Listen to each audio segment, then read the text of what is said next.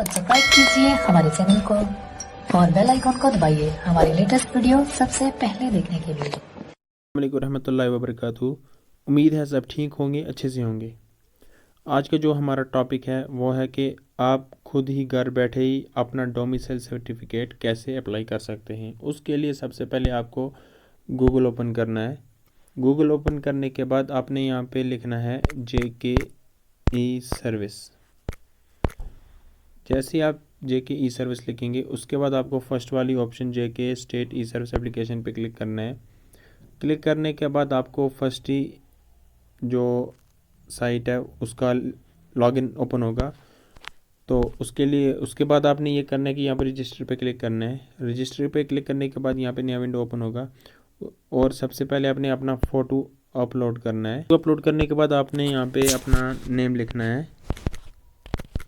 Name लिखने के बाद आपने यहाँ पे अपनी पेरेंटेज लिखनी है। पेरेंटेज लिखने के बाद आपने अपने यहाँ पे डेट ऑफ बर्थ लिखनी है।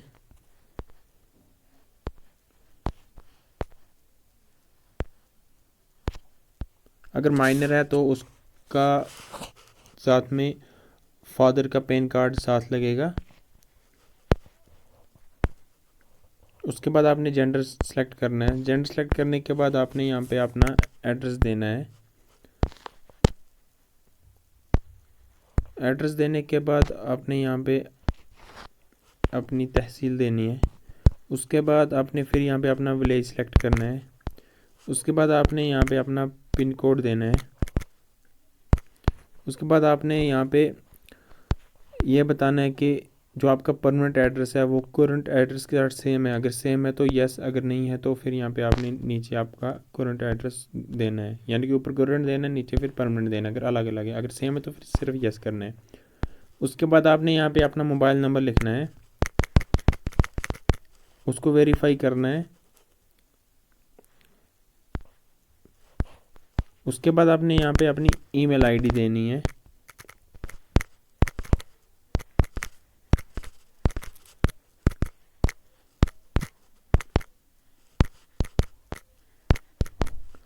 ईमेल आईडी देने के बाद आपने यहाँ पे अपना लॉगिन आईडी लगानी है, यानी कि जैसे मैं लगाऊंगा अपनी, अब कुछ भी ऐसा लगा अपना नाम लिख के साथ में कुछ डेट वगैरह दे सकते हैं। फिर चेक अवेलेबिलिटी, यानी कि ये मिल सकती है या नहीं, उसके लिए आपने इसको लिखना है। साथ में नीचे चेक अवेलेबिलिटी करनी है। अगर हो गया तो यहाँ पे आपको शो होगा कि इज़ अवेलेबल, अगर नहीं तो ऐसे शो होगा इज़ नॉट अवेलेबल। फिर उसके लिए आपको कुछ और ट्राई करना है, फिर चेक अवेलेबिलिटी करनी है। तो उसके बाद चेक अवेलेबिलिटी करने के बाद आपने फिर यहाँ पे ऐसे अवेलेबल आएगा। उसके बाद आपने फिर यहाँ पे सिक्योरिटी क्वेश्चंस के लिए अगर कभी आप पासवर्ड भूल जाते कुछ होता है तो यहाँ पे इन 4 ऑप्शंस में से कोई भी ऑप्शन सेलेक्ट कर सकते हैं, जैसे कि mother maiden name, favourite book, childhood nickname क्या था, या फिर आप किस सिटी में पैदा हुए वो लिखना है। मैं यहाँ पे फेवरेट बुक करूँगा। फेवरेट बुक करने के बाद यहाँ पे मैं कुरान पाक लिखूँगा।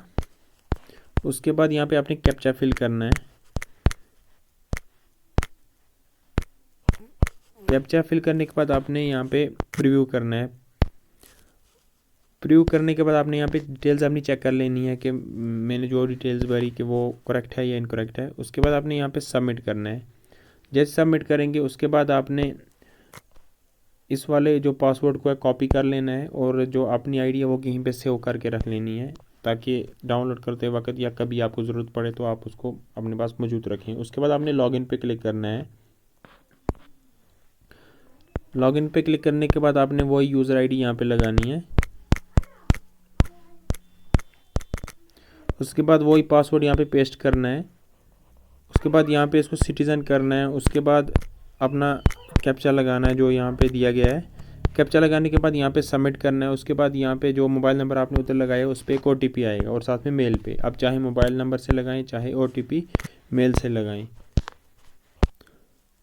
आपने OTP एंटर करना है जो आपको मोबाइल पे आएगा या फिर ईमेल के अंदर जो लगाइए वहाँ पे आएगा। फिर यहाँ पे आपने वेरीफाई करना है। जैसे ही वेरीफाई करेंगे ओल्ड पासवर्ड जो कि आपने वहाँ पे पेस्ट किया हुआ होगा वो आपने यहाँ पे पहले लिखना है ओल्ड वाला। उसके बाद आपने अपने हिसाब से न्यू क्रिएट करना है जो आप पासवर्ड लगाना चाहें।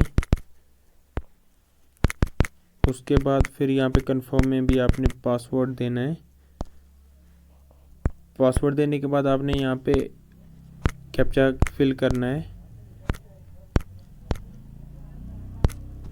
कैप्चा फिल करने के बाद सबमिट करना है। सबमिट करने के बाद यहाँ पे आपने ई सर्विस पे आना है और उसके बाद आपने रिवेन्यू डिपार्टमेंट पे जाना है। उसके बाद एप्लीकेशन फॉर डोमिसाइल सर्टिफिकेट करना है। जैसे ही इस पर क्लिक करेंगे आपकी डिटेल्स यहाँ पे शो होगी।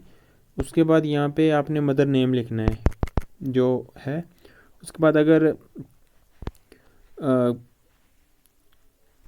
किसी की मैरिज हो चुकी है तो वो अपना स्पाउस का नाम भी इधर लिखेंगे। अगर कोई फीमेल है तो, अगर मेल है तो उनको ज़रूरत नहीं है। उसके बाद आधार नंबर लिखेंगे जो होगा आपका। उसके बाद यहाँ पे आपने अपनी विलेज लिखनी है। उसके बाद यहाँ पे आपने लोकेलिटी लिखनी है। उसके बाद यहाँ पे आपने आपका पोस्ट ऑफिस लिखना है। सेम डिटेल्स ऐसे इधर भी भरनी है।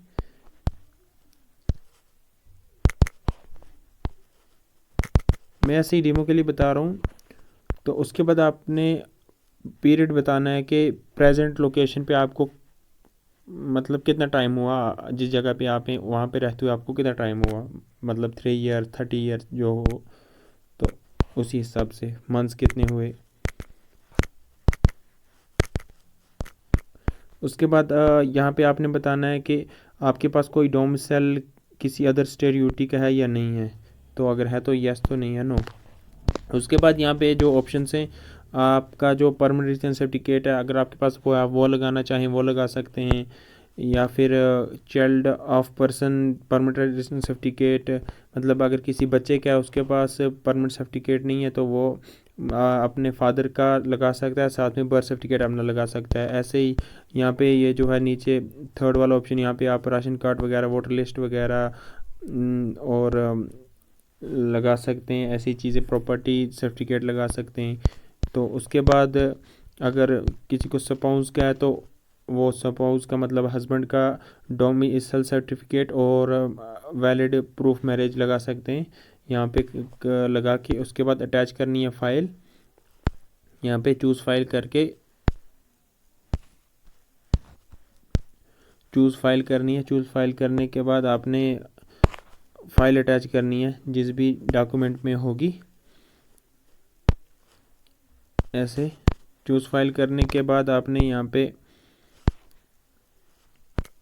वो फाइल उसके बाद आपने यहाँ पे इंटर करना है कैप्चा। उसके बाद यहाँ पे आपने वेरीफाई करना है कि मतलब जो भी मैंने यहाँ पे भरा वो एज़ पर डॉक्यूमेंट्स जो यहाँ पे दिए गए थे तो उसके हिसाब से भरा, कि जो भी यहाँ पे लिखा था उसके हिसाब से मैंने ओरिजिनल वाले टेस्ट वाले डॉक्यूमेंट्स भरे। उसके बाद प्रीव्यू करना है।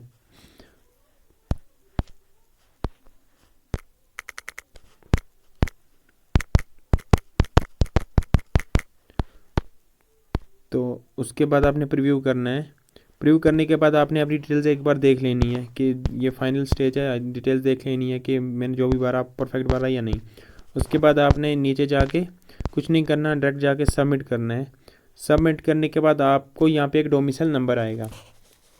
डोमिसाइल नंबर आते ही कुछ टाइम बाद आपका कुछ एक दिन या कुछ 24 घंटे के बाद या किसी टाइम भी आपका मतलब जो डोमिसाइल है वो अप्रूव हो जाएगा। आपको मेल के द्वारा भी मैसेज आ जाएगी और ऐसे आपका डोमिसाइल नंबर आ जाएगा, मेल के द्वारा भी आपको मैसेज आ जाएगी। और उसके बाद आपने ये काम करना है कि इसको चेक करते रहना है। उसके लिए आपको यहाँ पे इसको कॉपी करके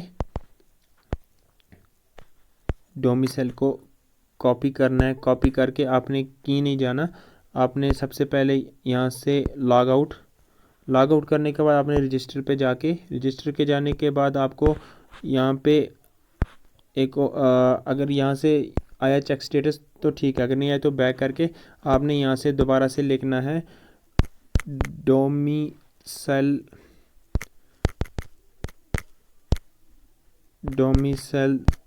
सर्टिफिकेट स्टेटस, ऐसे ही लिखेंगे जैसे ही आप।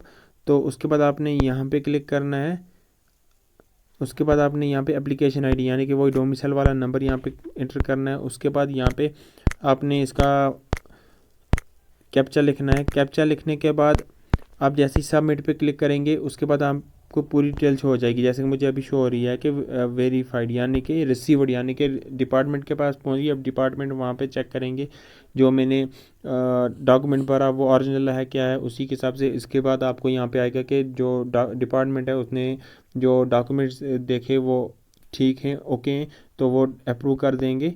उसके बाद आपने दोबारा से चाहे आप लॉगिन वही आईडी करके जाके वहाँ पे जस्ट ऐसे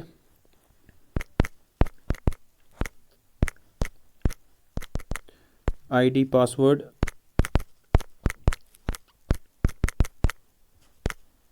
आईडी और पासवर्ड लगाएंगे। उसके बाद इसको कैप्चा एंटर करेंगे।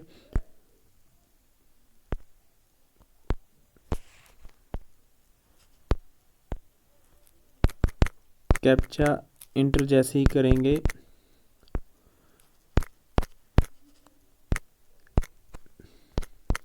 कैप्चा एंटर करने के बाद आपको यहाँ पे फिर ओटीपी आएगा आपके नंबर पे।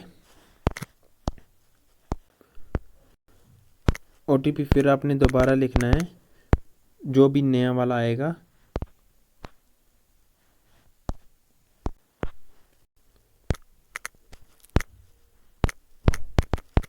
जैसे ही आप वेरीफाई करेंगे उसके बाद ओपन होगा। आपने डायरेक्ट नीचे जाना है डाउनलोड करने के लिए, वहाँ पे फिर रेवेन्यू डिपार्टमेंट के पास जाना है। उसके बाद यहाँ पे आपने डाउनलोड पे क्लिक करना है। डाउनलोड क्लिक करने के बाद यहाँ पे ऊपर आपने कैप्चा लिखना है, नीचे एप्लीकेशन आईडी लिखनी है, यही डोमिसाइल नंबर। उसके बाद सबमिट करना है।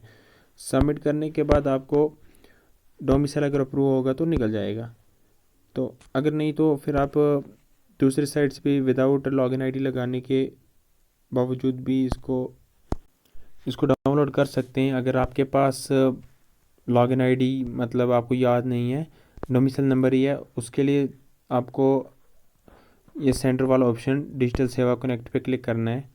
उसके बाद आपने सीएससी आईडी अगर किसी के पास है उसके पास जाके आप निकाल सकते हैं।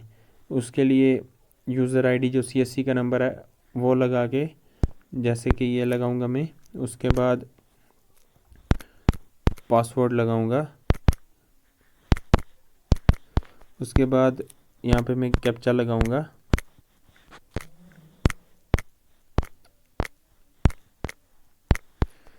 उसके बाद साइन इन